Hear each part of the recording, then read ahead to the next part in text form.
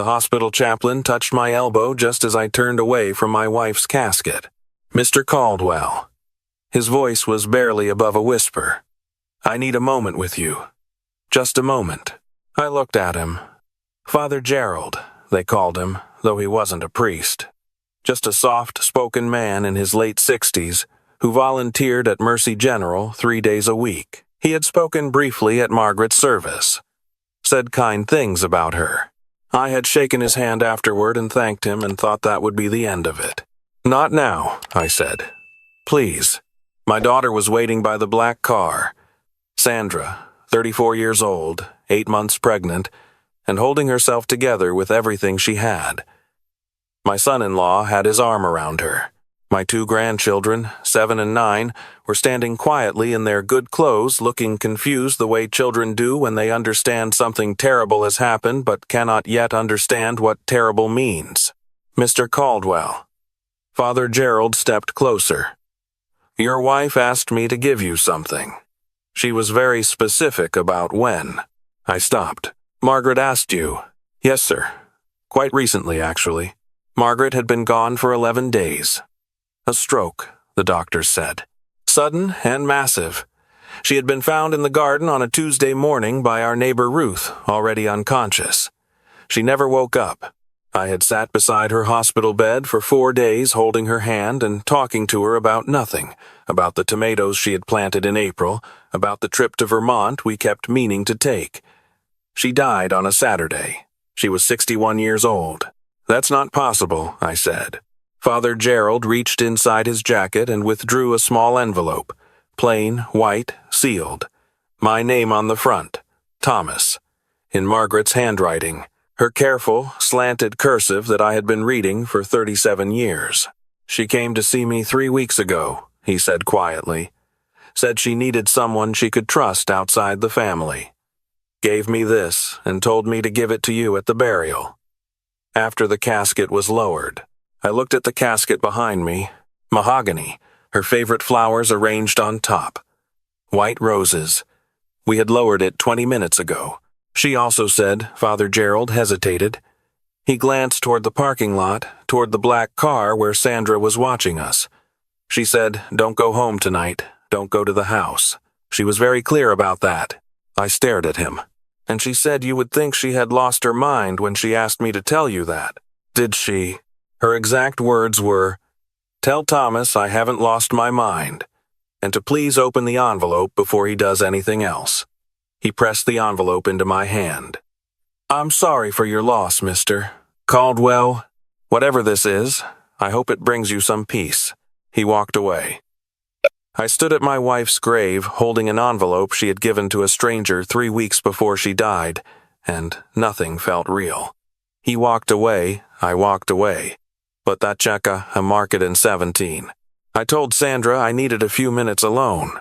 She looked at me with her mother's eyes, worried, and I told her I was fine, just needed air, and she nodded and let her husband guide her back to the car. I walked to the far edge of the cemetery, to a bench near the old stone wall, and I sat down and opened the envelope. There were 2 things inside, a folded note in Margaret's handwriting and a small brass key, flat, the kind used for a storage locker. The number stamped into it read 22. I unfolded the note. My hands were not steady. "Thomas, if you are reading this, then I am either gone or something has gone wrong and I needed you to know the truth. I have been trying to protect you, and Sandra and I have run out of time and out of options. I know this is not fair. I know you deserve better than a letter at a cemetery. But listen to me. Don't go home tonight. Dennis has people watching the house. He doesn't know I've spoken to anyone, and I need it to stay that way until you are safe. Take the key. Riverside Storage on County Road 7, Unit 22. There is a woman there named Carol. She is expecting you. Tell her I sent you. She will explain everything I cannot explain in a letter. I love you. I have always loved you. Please trust me one more time." I read it twice, then I read it a 3rd time. Dennis. My brother. My phone buzzed in my pocket. A text from Sandra. "Dad, come to the house when you're ready. Uncle Dennis is here. He brought food for everyone." I looked at that message for a long time. Sandra never called him Uncle Dennis. She had called him Dennis her whole life, or sometimes just him, with a particular tone. They had never been close. Dennis was 12 years younger than me, the surprise baby, and we had grown up in different eras of the same household. I had always felt more like his uncle than his brother. We spoke at Christmas. We were civil. Sandra texted me with her mother's warmth, her mother's small words. Honey, Dad. She would not have used Uncle Dennis. I put my phone in my pocket and I walked to my car. Riverside Storage sat off County Road 7 behind a tire shop and a feed store, the kind of place you drove past 100 times without looking at. A long row of corrugated metal doors, a chain-link fence, security lights on poles. I had never been there in my life. There was a small office at the entrance. A woman came out before I reached the door. She was in her early 60s, trim, gray-haired, wearing a fleece jacket and reading glasses pushed up on her forehead. She looked at me the way someone looks at a person they have been waiting for. Thomas Caldwell. Not a question. Yes, Carol Renner. She did not offer her hand. She looked past me at the road. Drive your car around back. Don't leave it out front. I did what she said. She met me at the rear of the facility and walked me through a side gate, past units 1 through 21, all the way to the end of the row. Use the key, she said. The padlock opened on the first try. I lifted the rolling door. The space inside was not a storage unit, or it had been once and had been converted into something else. A cot along the left wall, a card table with a laptop, a small lamp, stacks of files, a mini refrigerator humming in the corner. Photographs pinned to a corkboard, documents, a map of the county with locations circled in red marker, and Margaret sitting in a folding chair looking at me with an expression I had never seen on her face before. Something between relief and terror and a grief so deep it had no bottom.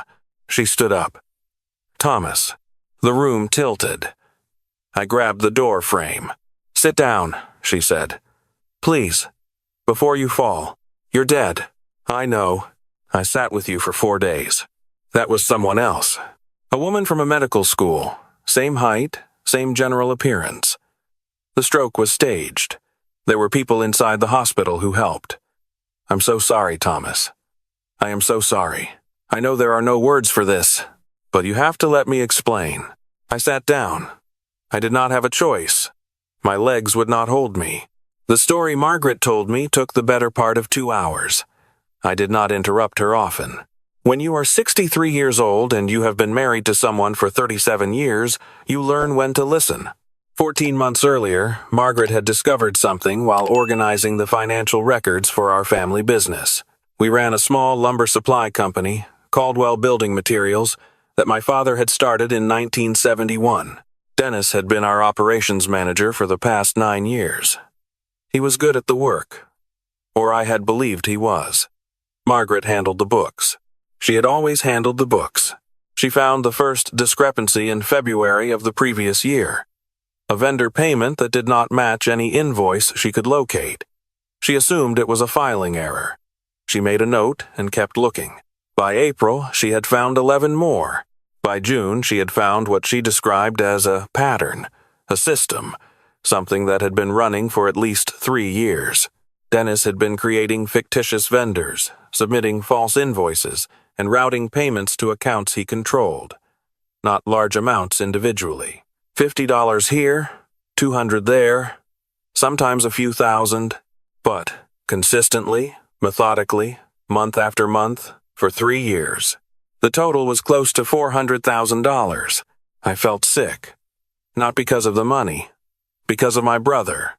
Margaret had confronted Dennis in July, not at the office. She had called him to the house on a Sunday afternoon when she knew I would be out fishing with our son-in-law. She wanted to give him a chance to come forward himself before she told me. Dennis had not come forward. He had told her, very calmly, that if she said a word to anyone, Sandra would get hurt. Not I will hurt her. He did not make threats in obvious ways. He simply said that Sandra would get hurt. And he had looked at Margaret with flat eyes and let the words sit there until she understood exactly what he meant. He knew about the pregnancy, Margaret said. He mentioned it specifically. He said accidents happen, especially late in a pregnancy. Her voice was steady. Mine was not. He threatened Sandra. He made me understand that he could threaten Sandra, yes. And you didn't tell me. Thomas. You would have gone straight to Dennis. You would have walked into whatever he had waiting for you, and then Sandra would have had no one. I wanted to argue. I thought about what I would have done. I thought about it honestly, and I sat there without saying anything. So what did you do? I asked. I spent 6 months building evidence. Everything I found, every false invoice, every wire transfer, every account number, I documented it. I made copies. I was careful. I never let Dennis know I was still looking. She paused. And I found out it was worse than I thought. The vendor fraud was only part of it. Dennis had also been taking loans in the company's name, small business lines of credit from 3 different lenders. He had been making minimum payments to keep the accounts from flagging. The total outstanding across all 3 loans was just over $2 million. We could have lost the business. Would have lost it. Eventually. Carol is a forensic accountant, Margaret said. Retired. She worked financial crimes for the state attorney's office for 22 years.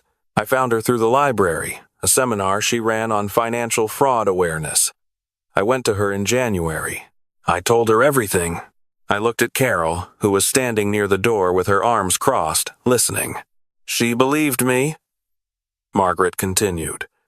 She helped me organize the documentation. We put everything together in a format that would be usable. And we contacted the FBI. The FBI? How long have they been involved? I asked. 4 months, Carol said. We have an agent assigned. He's been building the case. The documentation your wife assembled is meticulous. It would have been enough on its own to bring charges. She paused. But Dennis became aware that someone was watching. We don't know exactly how. He may have noticed the account reviews, or someone at one of the lending institutions may have said something inadvertent. Either way, 6 weeks ago, his behavior changed. Changed how? He started moving money faster, covering tracks, and he started watching your wife. Margaret looked at her hands. I noticed a car parked on our street that I didn't recognize. Different car, same driver, 3 times in 2 weeks.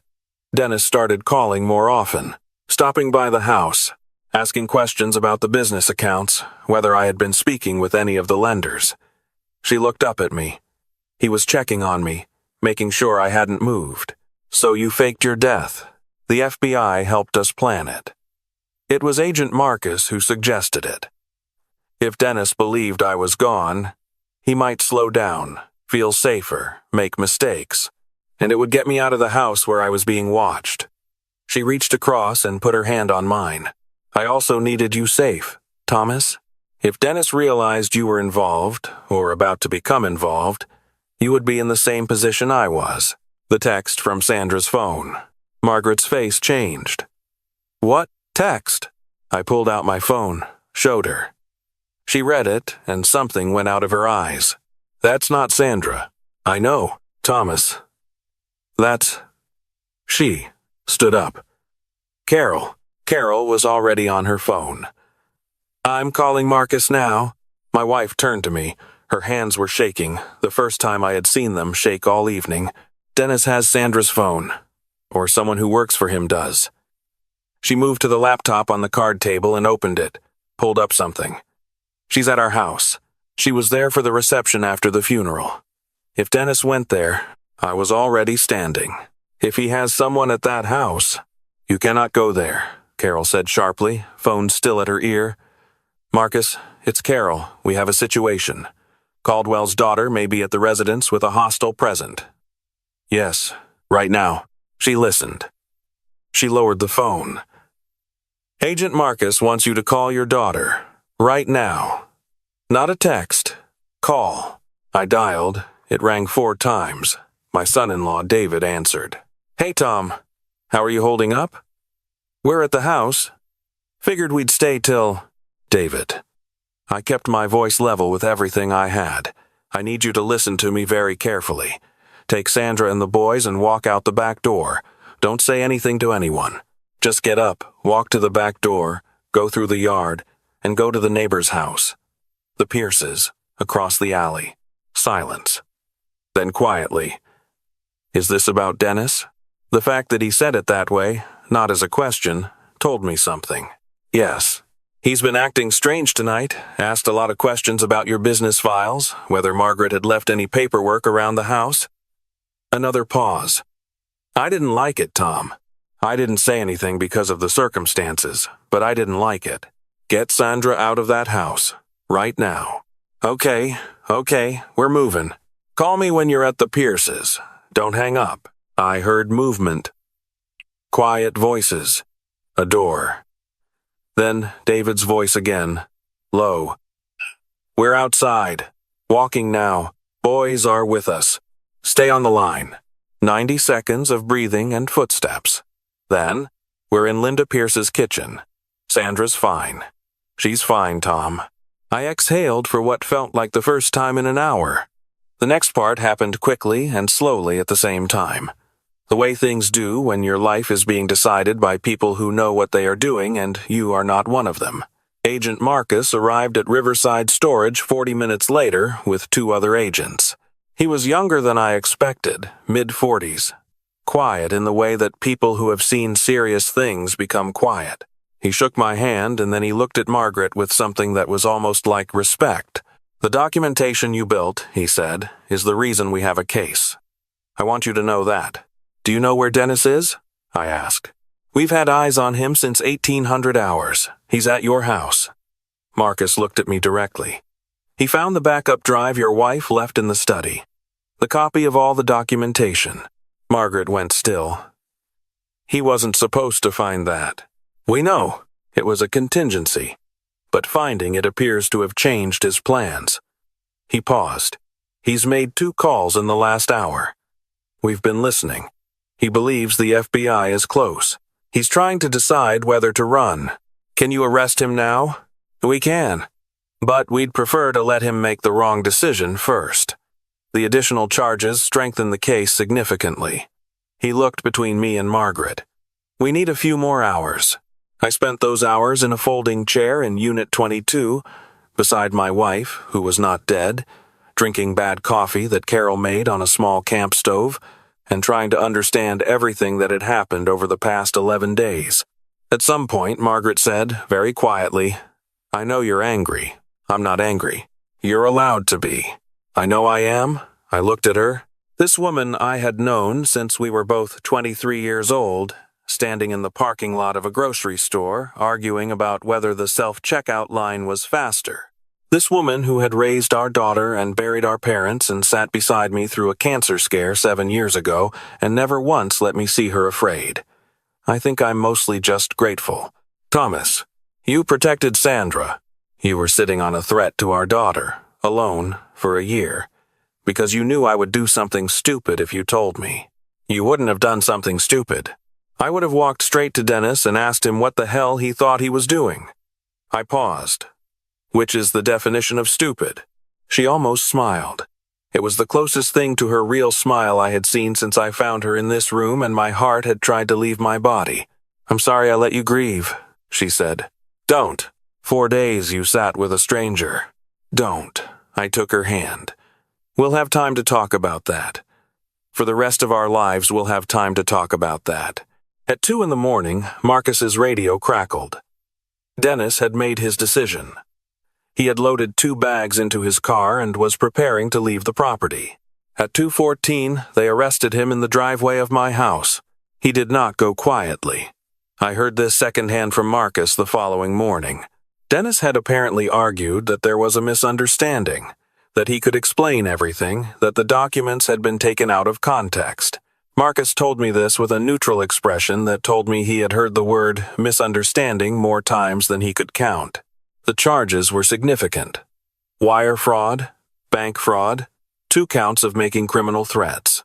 The FBI's Financial Crimes Unit had been building the case for 4 months with Margaret's documentation as the foundation. Marcus said the additional charge from the criminal threats against Sandra made the case substantially stronger. Dennis's attorney would have his work cut out for him. I did not feel satisfaction when Marcus told me this. I felt tired in the way that comes after something long has finally ended. Sandra found out the truth the next morning. We sat at Carol's kitchen table, the three of us, Margaret and I, side by side, and we told her everything. She had been told her mother was gone for 11 days. She had cried at the graveside, holding her belly, and I had stood next to her and not told her the truth, and that was the hardest thing I had ever done. I told her that now. She was quiet for a long time after we finished. "How long?" she said finally. "How long did Mom know about Dennis before she faked her death?" "About 14 months, Margaret said. "And you carried that by yourself?" "I had Carol." Sandra looked at Carol, then back at her mother. "I'm a grown woman." Her voice was careful, controlled. "I was going to have a baby in 6 weeks. I had a right to know that my uncle was threatening me." "Yes." Margaret didn't argue. "You did. I made the wrong call. I thought I was protecting you. You were protecting me by lying to me." "Yes." Another long silence. I watched my daughter process 37 years of her mother being the most honest person in the room, and then this. The gap between what she had believed and what was true. "I understand why you did it," Sandra said at last. "I hate that you did it. But I understand why."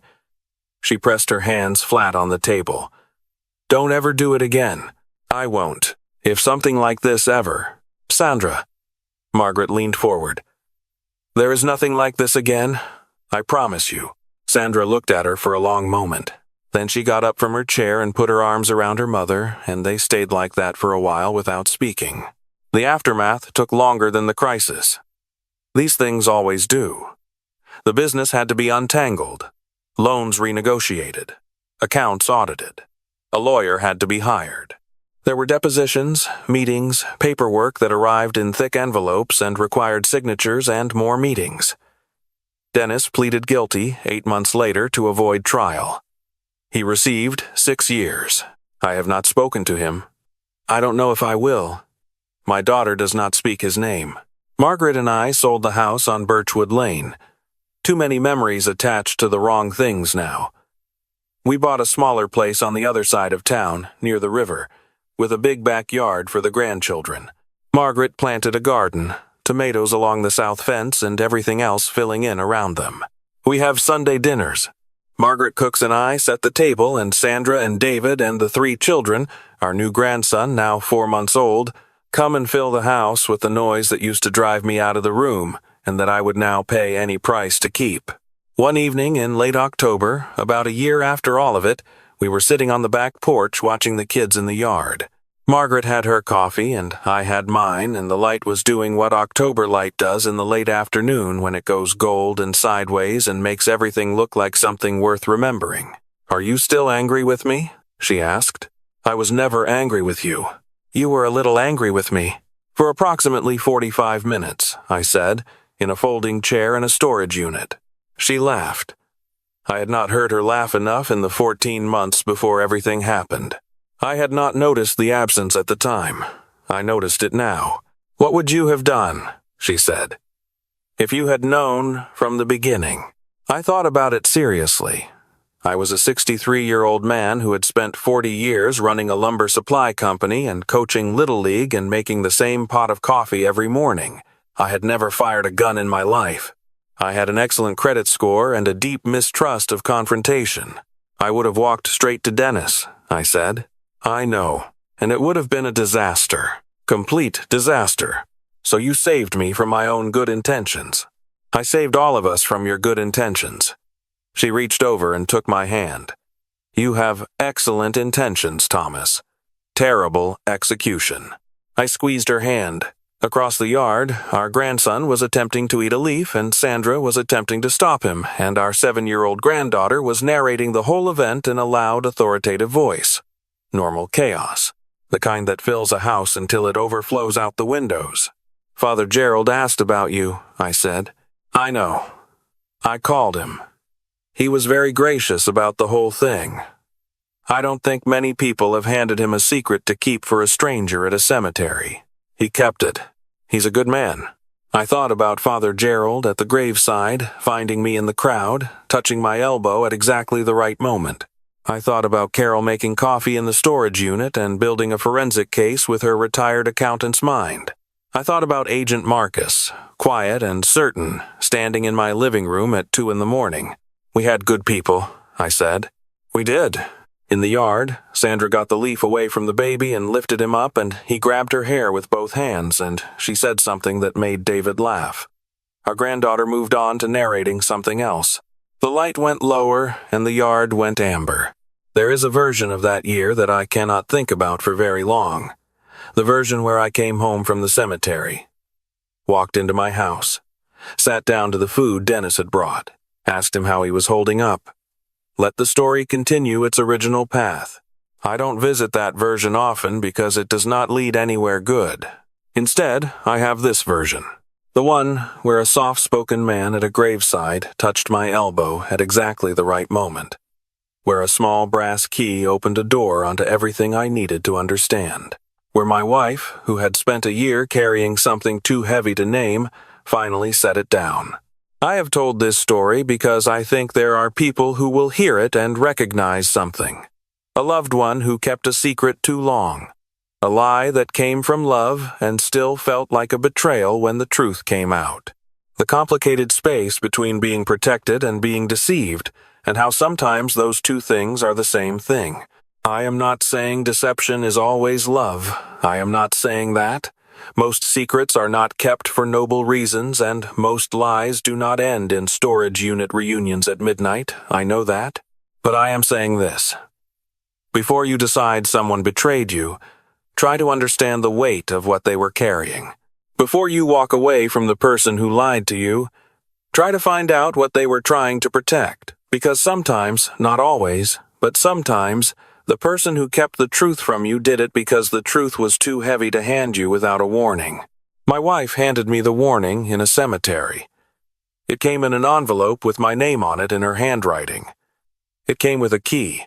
That is the kind of love that is hard to explain. It is also the kind of love that is hard to walk away from. Now I want to ask you something. If someone you loved kept a secret like this to protect you, a secret that cost them everything to keep, would you be grateful or would you feel betrayed? Could you forgive them? Would you want to? Tell me in the comments. I read every single one. If this story meant something to you, hit that like button and share it with someone who might need to hear it. Subscribe to Friend Saga so you don't miss what comes next. I'll see you in the next one.